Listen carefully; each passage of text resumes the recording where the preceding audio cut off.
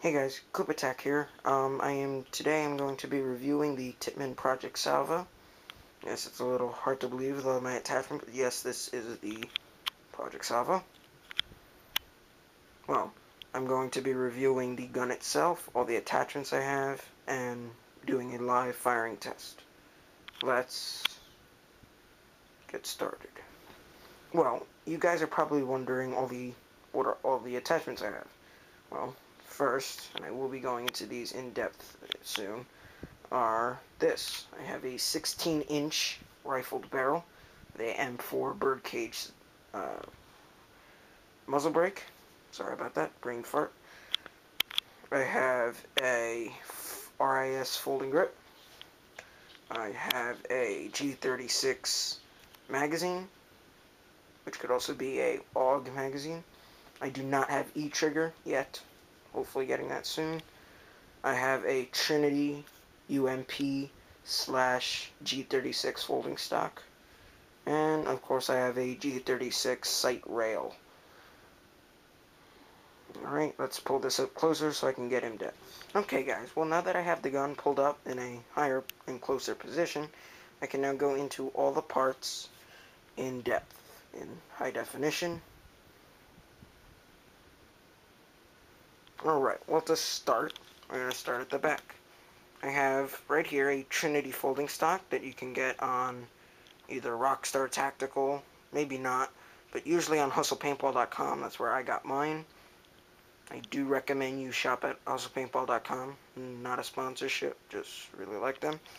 Alright, well, hence the name. This is a Trinity stock, meaning that it is very rigid. It's a folding stock, also. It's spring-loaded, which means it'll stay where you want it. And you do not, I repeat, do not want it to just, the reason it's doing that, I'm sorry, is because of my sling, but you do not want it to just slam like that every time, because it'll break your gun. Alright. Well, next, going down, we have, obviously, one of probably the most noticeable ones, is up here, this sight slash rail. It's very good. You can get a rockstartactical.com. Very good if it's Titman X7 and Project Salvo. Pretty much any gun that's more than 1 foot long and has a picketing rail, it'll fit on there. My new sight and my default sights kind of overlap each other right here. Alright. So, because if you notice, in the normal sight, it's just a hole, really, going down. To get a sight in there, I put the back sight right here, right? Back sight in front to create like a back sight, obviously. And then the front sight up here to put a point of aim into the back sight. Okay? Works very good. It's better kind of if you're looking down with your eye, but it's very good, very accurate sight.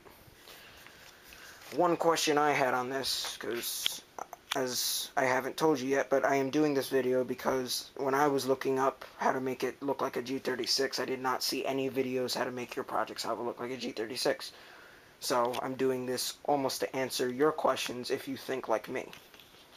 So, one of my questions about the sight rail was this.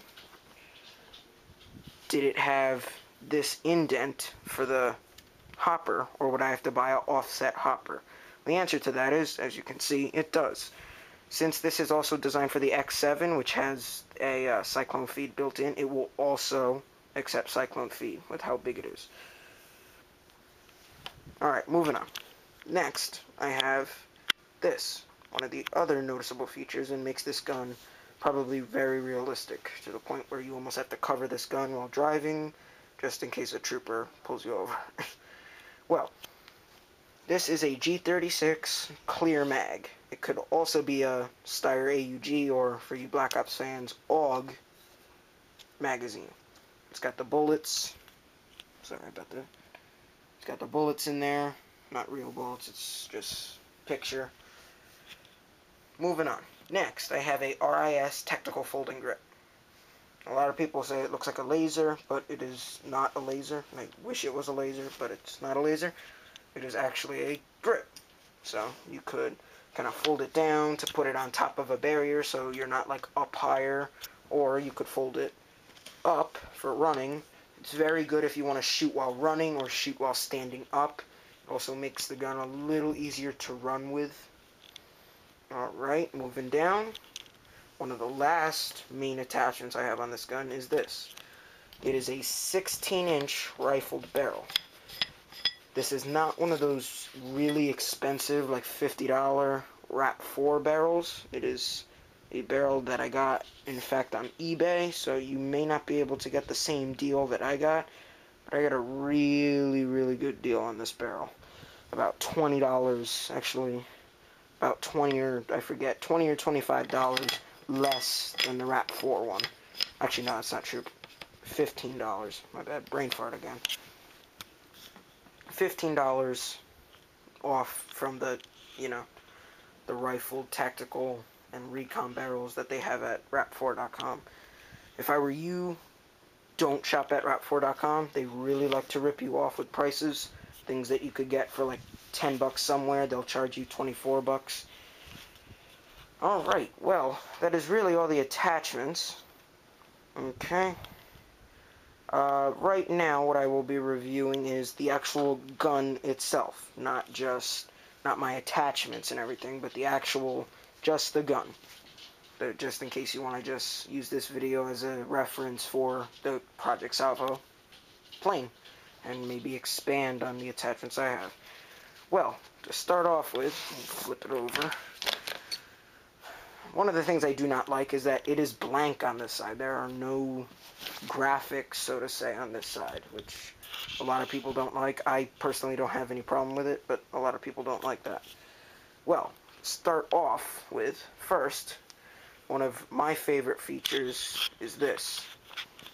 This feed neck, obviously it looks just like a normal feed neck, but there's actually a lever right there. It's hard to see, but it's there.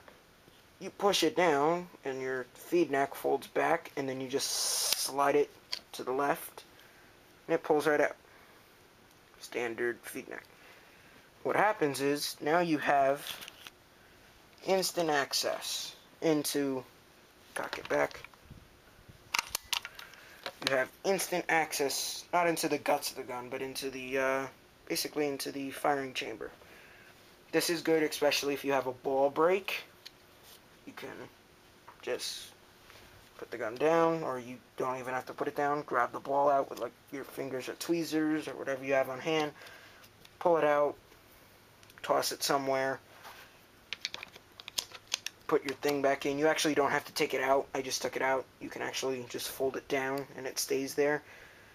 Just then clear your ball break, slam it back in, and unless you have to cock it back, and you'll be set to go. Another good feature of this gun is the fast trigger. A lot of people haven't mentioned this, but this trigger has you can pull it a lot easier, a little easier, and it shoots a lot faster than some of the other guns. The same thing with the Alpha Black. I noticed that the Alpha Black has the same receiver that's like this, up to the barrel shroud, as the Project Salvo, if you notice. The only difference is this screw. This screw holds the whole barrel shroud in. The Project Salvo has it, the Alpha Black does not. That's probably one of the only differences. The other difference is this picketing rail. The Alpha Black does not have this picketing rail because obviously it's got the M16 style thing on it. But yes, it does have a little bit of an easier trigger. Alright. I am now going to be doing a firing test of the Project Salvo. And then once I do the firing test, I will pull the gun apart and just show you a glimpse of the inside. Show you how to put in the stock for those of you who are brand new to this. May have some questions. I will also perhaps, probably, most likely show you how to keep your Project Salvo clean. Alright, let's go to the firing range.